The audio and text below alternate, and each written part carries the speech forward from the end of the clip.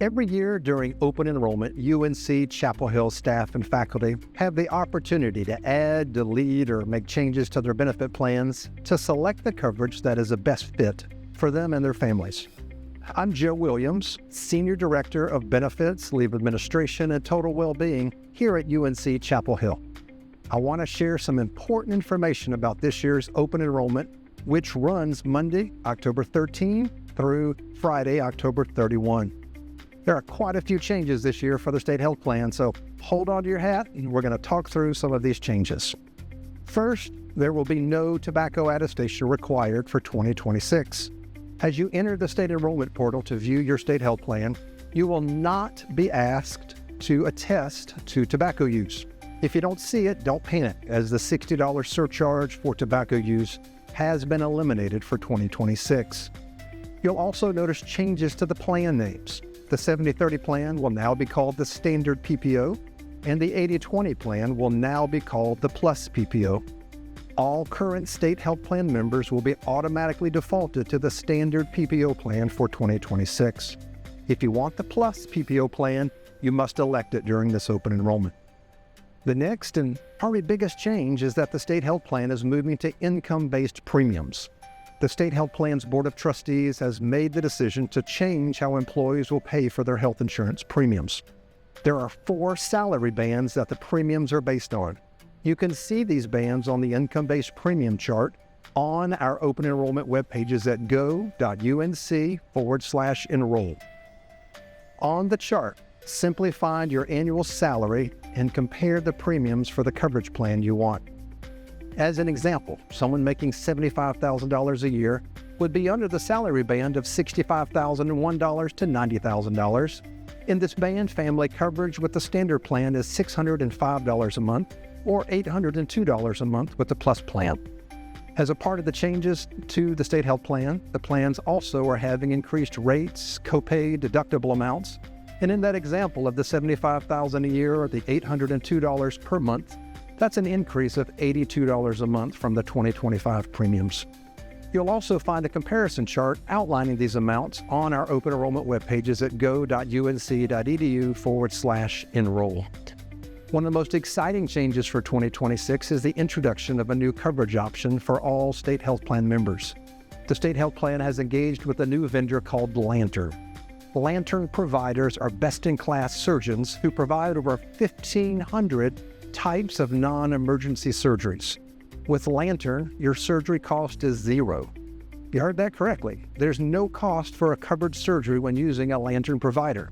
You will automatically receive a Lantern ID card this year for 2026, and this new card will come with instructions on how to use this new benefit. You simply contact Lantern for eligible surgeries when needed. Everyone enrolled in the state health plan for 2026 will receive new health insurance ID cards, likely sometime in November. Please note that this year, with the addition of the Lantern provider, you will receive 2 ID cards, one with Aetna branding for the state health plan and one with Lantern branding. To be sure that both of the new cards make it to your mailbox, check that your address is updated in Connect Carolina self-service in the personal information tile, especially if you have moved recently. Also new to the state health plan for 2026 is the Preferred Providers Program. For 2026, the Preferred Provider Program will replace the Clear Pricing Project at the end of this year. Selecting a preferred provider as your primary care provider means you will have a lower copay for visits to that provider. During open enrollment, you will be able to change or select a primary care provider. You will know if a provider is part of the Preferred Providers Program because you'll see a badge beside the name of the provider in the state enrollment portal in that step of the enrollment process. Keep in mind that if you change your provider during open enrollment, that provider change will take effect immediately. So, if you have a Clear Pricing Project provider that you use now, you may want to wait until after January 1 to change providers so that your change is effective at that time. Some Clear Pricing Project providers may not elect to be preferred providers. Those are the main updates about the state health plan.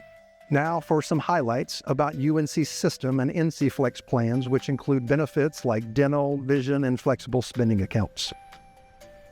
The dental insurance premiums will have a small increase for 2026, and both the healthcare and dependent daycare flexible spending accounts, or FSAs, will have increased contribution limits. The healthcare FSA will also have increased rollover amounts. If you would like a flexible spending account for 2026, you must enroll during this open enrollment. Even if you've had one for 2025, you must select enrollment for 2026 if you want an FSA.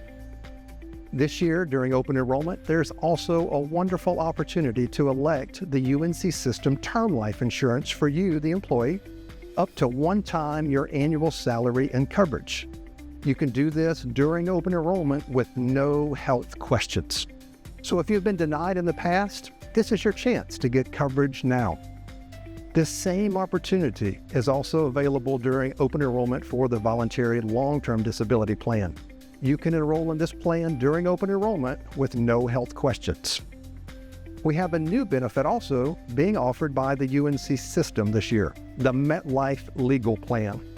The cost is $13.66 a month, and it covers you and your family. With this plan, you have access to free attorney consultations.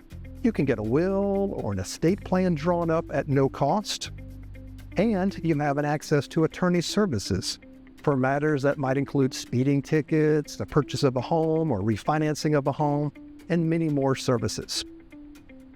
What is not changing this year is the way to enroll. Just like in years past, you will make your benefit selections in Connect Carolina self-service. Remember, once you log in, you'll select the My Benefits tile, and then over on the left, under the Benefits Enrollment menu option, you'll see the two portal links, one for the State Enrollment Portal, one for the UNC System Enrollment Portal. Make sure you go into both of these portals to make your elections or changes for 2026. You will use the State Enrollment Portal for choosing your standard or plus health insurance. You will use the UNC System Enrollment Portal for enrolling or making changes for all the other benefit plans. Once you've completed your selections, be sure to scroll to the bottom of the final screen to click Complete Enrollment in the State Enrollment Portal and to accept changes in the UNC System and Portal. After you complete your changes in each portal, we recommend that you print a copy or use your phone to take a picture of your confirmation for both portals to keep for your records. Remember that the benefit selections you choose during this October enrollment period will go into effect January 1, 2026 and remain in effect through December 31, 2026. Now, I know that was a lot of information, but you don't have to commit it all to memory. Visit go.unc.edu/enroll, and you'll find that our UNC Open Enrollment website has everything you need to know for this year's open enrollment. One thing you may want to keep in mind is that once the October enrollment period closes on the 31st, you cannot make any changes to your benefits coverage until the next open enrollment period in October 2026, unless you experience a qualifying life event like a death or birth, a marriage or divorce outside of the open enrollment period. Thanks for your time, and go Heels.